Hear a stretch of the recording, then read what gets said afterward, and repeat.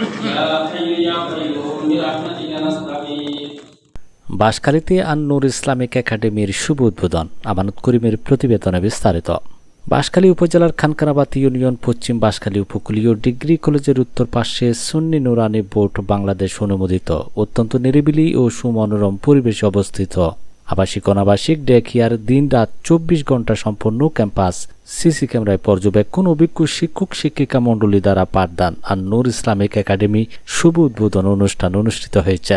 Pre play থেকে পঞ্চম শ্রেণী পর্যন্ত 2026 শিক্ষাবর্ষে নিয়মিত ছাত্রছাত্রীদের ভর্তি চলিতেছে। এছাড়া রয়েছে নুরানি বিভাগ, হিফজুল কোরআন বিভাগ, মানসম্মত নাজেরা বিভাগ ও হিফজ শুনানি বিভাগ। উদ্বোধনের শুরুতে পবিত্র কোরআন থেকে তেলাওয়াত করেন হাফেজ মোহাম্মদ রাশেদ। নাতে রাসূল সাল্লাল্লাহু আলাইহি ওয়াসাল্লাম পরিবেশন করেন হাফেজ মোহাম্মদ হাসান।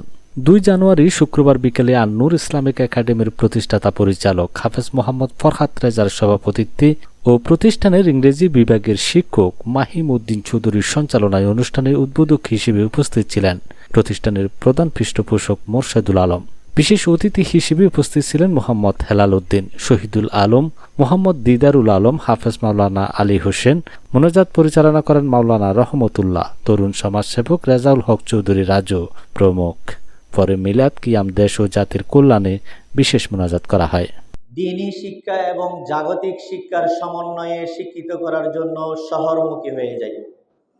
আমরা মূলত তাদেরকে ওই সার্ভিসটা দেওয়ার জন্য শহরের প্রতিষ্ঠানগুলো যেই মানের, যেই বৈশিষ্ট্যের, ওখানে যে সুযোগ সুবিধাগুলো পাওয়া যায় তার থেকেও মোটামুটি ভালোভাবে একটা পরিবেশ সৃষ্টি করে ভালো সুযোগ সুবিধা দেওয়ার জন্য আমরা এই প্রতিষ্ঠানটা প্রতিষ্ঠিত করেছি।